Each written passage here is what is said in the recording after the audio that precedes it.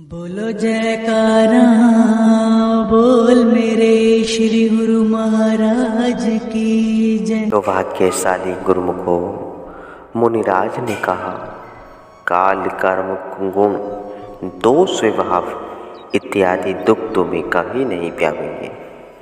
भगवान के अनेक गुप्त प्रकट सुंदर चरित्र जो संपूर्ण इतिहास तथा पुराणों का भेद तुम बिना श्रम इन सबको जान सकोगे और श्री भगवान के चरणों में तुम्हारा नित्य नया प्रेम होगा। अथवा जो कुछ तुम मन में इच्छा करोगे, प्रभु की कृपा से तुमको कुछ दुर्लभ नहीं होगा। हे मति के धीर गरुण जी, मुनि के आशीर्वाद को श्रवण करके आकाश से गंभीर वाणी उतरी। हे ज्ञानी मुनि, ये तुम्हारे वचन सफल होंगे, क्योंकि मन, कर्म और वाणी से यह मेरा भक्त है। यह आकाश की वाणी सुनकर मेरे मन में बड़ी प्रसन्नता हुई, प्रेम में मग्न हो गया और सब संदेह जाते रहे। फिर विनय करके लोवस जी की आज्ञा पाकर उनके चरण कमलों में बारंबार सिर निवाया प्रसन्न हो गए। इस आश्रम में आया और अपने प्रभु की कृपा से दुर्लभ वरदान पाए। मैंने भक्ति पक्ष का हट किया, मुनिराज ने मुझे श्राप दे दिया। देखो गरुण जी, प्रभु की कृपा से फिर ऐसे वरदान पाए जो ऋषि मुनियों को भी दुर्लभ है। यह सब भजन का प्रताप, भजन के सुमरण से कहा हुआ है। इसका अर्थ है पुरुषार्थ करना, मनुष्य और सहायता देना ईश्वर का काम है। यानी ईश्वर की ओर से भी सहायता उसी के लिए उतरती है जो अपनी सहायता आप करता है। लेकिन जो अपनी सहायता आप नहीं करता अर्थात पुरुषार्थहीन होता है, तो ईश्वर भी उसकी ओर से अपनी सहायता का हाथ खींच लेता है। और वह पुरुषार्थ कैसा होना चाहिए?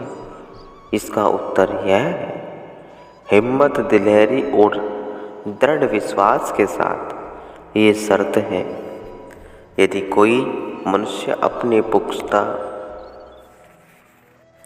पुख्ता इरादे और हिम्मत के साथ किसी कार्य को आरंभ करता है, तो कोई कारण नहीं उसे सफलता न हो, क्योंकि दृढ़ विश्वासी जीव की कुदरत सहायक है।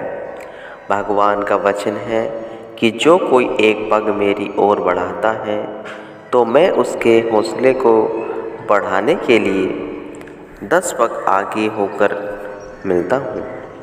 यह कुदरती नियम है जो सदा अटल है। शीरी और फरहाद की कहानी सबने सुनी होगी। हमारे श्री गुरु महाराज जी तीसरी बार शाही जी एक बार सत्संग फरमा रहे थे, तो प्रमाणित रूप में आपने श्री फरहाद का हवाला दिया कि फरहाद जब पहाड़ पर एक तेसा मारता था, उसके साथ करोड़ों तेसे कुदरत की तरफ से पहाड़ पर लगते थे। अंत में वह अपने उद्देश्य में सफल हो गया। फिर आपने फरमाया कि यदि आप किसी कार्य के लिए घर से निकलते हैं, तो उस समय अगर आपके दिल का इरादा यह है कि न जाने यह कार्य हो या न हो, तो समझ लीजिए कि वह कार्य नहीं हो सकेगा, क्योंकि आपका विश्वास ही ऐसा है।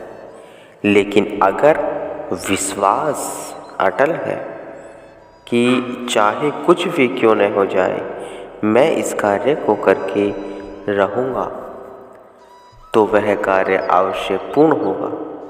निसंदेह दृढ़ विश्वासी के मार्ग में अनेक रुकावटें और अनेक विघ्न भी पड़ते हैं, परंतु अंत में उसे सफलता अवश्य मिलती है।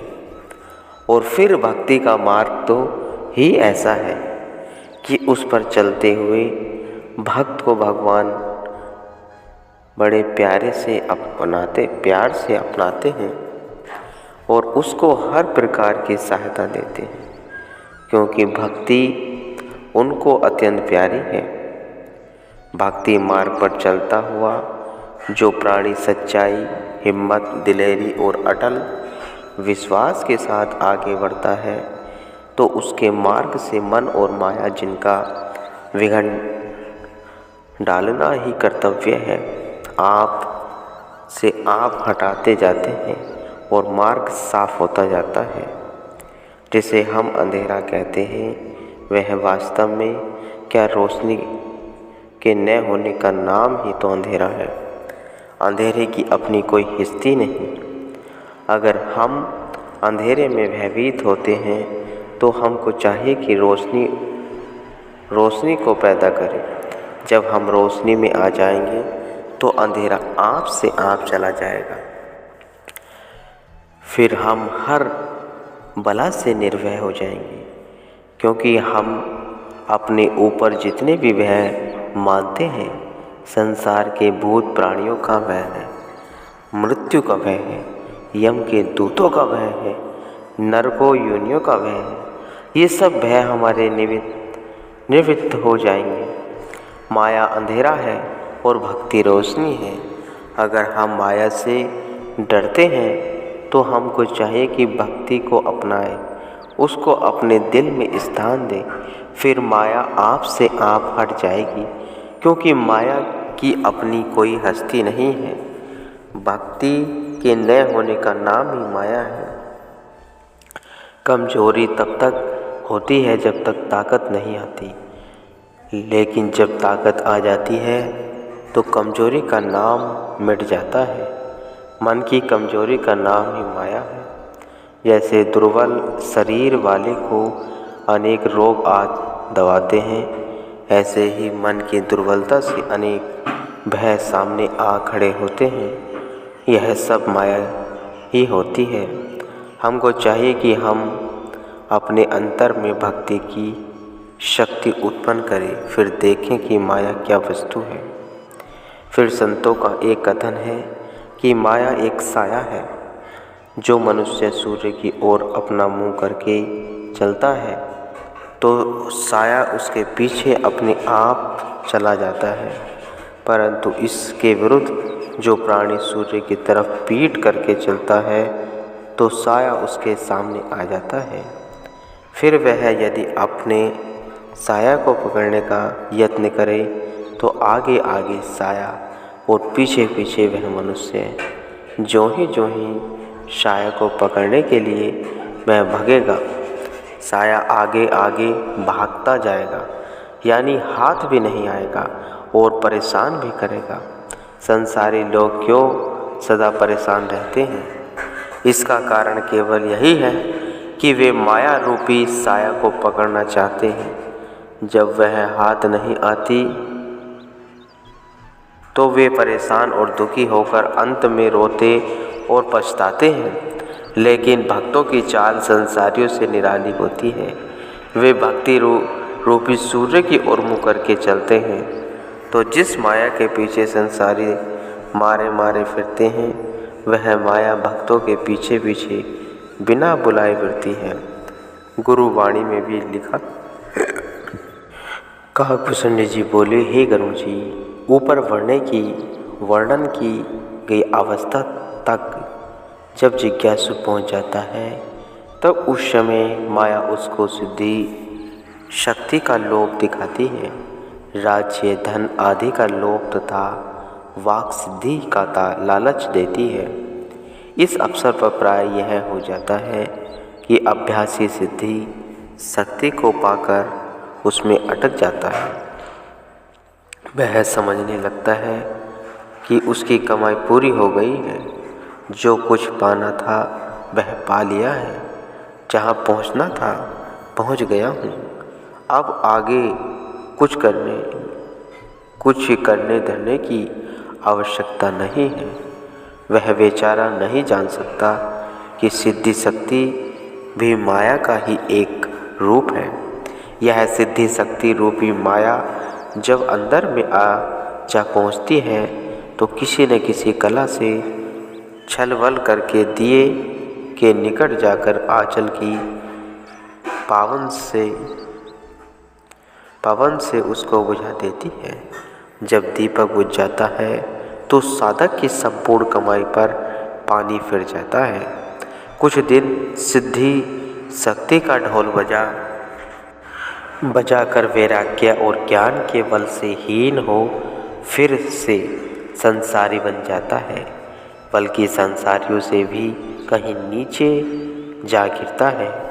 यहाँ पर संतों का भी एक वचन इस प्रकार है, ज्ञानी तो निर्भय वह जो आप वह करता, ता दे संसारी भला जो सदा रहे डरता। परंतु हे गरुण जी, यदि बुद्धि सियानी है तो वह सिद्धि शक्ति के लोभ में नहीं आती, क्योंकि वह जानती है कि यह सब माया का खेल है। जब बुद्धि सिद्धि शक्ति रूपी माया से बच निकलती है तो आगे फिर एक और कठिनाई सामने आ जाती है। मनुष्य के शरीर के 9 दरवाजे हैं। इन दरवाज़ों पर 9 ही देवता बैठे हुए हैं, जो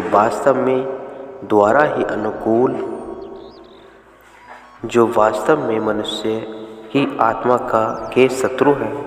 शरीर के इन 9 दरवाज़ों के द्वारा ही अनुकूल सामान प्रतिकूल सामान अंदर जाता है। इंद्रियों के जो देवता हैं इनको ज्ञान नहीं भाता, यह सदा विषय भोगों के साथ प्रीति रखते हैं। तो फिर क्या होता है, जब इन इंद्रियों के द्वारा रूह के लिए अनुकूल पवन अंदर जाने लगती है तो यह देवता उस समय किवाड़ बंद कर देता है। लेकिन जब इन इंद्रियों द्वारा विषय भोगों की पावन जो कि रूह के प्रतिकूल है अंदर आती है, तब वे हट से किवाड़ खोल देते हैं। जब वह विषय रूपी पवन हृदय रूपी घर में जाती है तब ही ज्ञान के दीप को बुझा देती है। प्रकाश मिटकर अंधकार छा जाता है और विषय रूपी वायु के लगने से बुद्धि व्याकुल हो जाती है। कौन सी इंद्रिय पर किस देवता का निवास स्थान है, इसका वर्णन इस प्रकार है। आँख का देवता सूर्य, कान का देवता दसों दिशा, नाक का देवता अश्विनी कुमार, जिह्वा का देवता वरुण, त्वचा का देवता वायु और हाथ का देवता इंद्र और पाँव का देवता पवन, लिंग का देवता प्रजापति और गुदा का देवता यमराज। हे गरुण जी, ये देवता जब विषय भोगों की पावन को अंदर भेजते हैं और इस प्रतिकूल पवन के लगने से ज्ञान दीपक बुझ जाता है और अंधकार छा जाने से जड़ चैतन्य की गांठ खुल नहीं पाती, तब बुद्धि बावली हो जाती है और फिर नए सिरे से दीपक को कौन जलावे। तब फिर जीव जन्म मरण के चक्कर में पड़कर अनेक प्रकार के कलेशों को पाता है। हे गरुण जी, इस भांति प्रभु की माया बहुत ही दुस्तर है, इससे पार होना सहज नहीं है। गुरुमुख